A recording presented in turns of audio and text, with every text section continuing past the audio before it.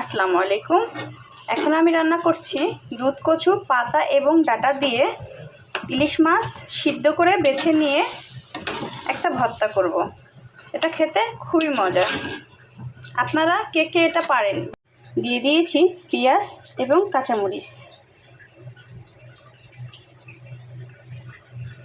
রসুন চপ করে দিয়ে দিলাম শুকনা মরিচ।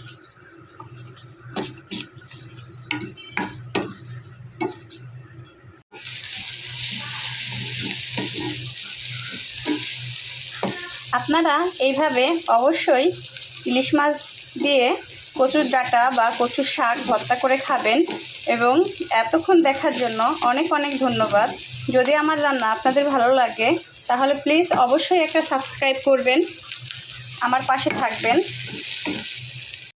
আগে থেকে সিদ্ধ করে কাটা বেছে রাখা ইলিশ মাছ,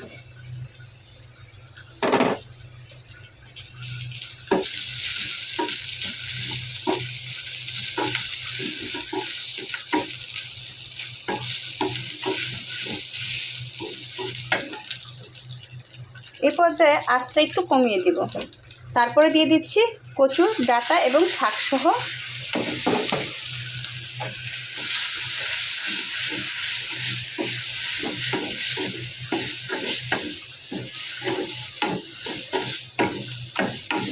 এইভাবে ভর্তা করে আপনারা খেয়ে দেখবেন।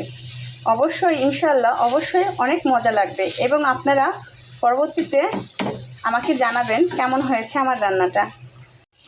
হয়ে গেছে আমার ইলিশ মাছ দিয়ে দুধ কচুর ডাঁটা এবং শাক দিয়ে ভর্তা করা। এবার উঠিয়ে নিলাম।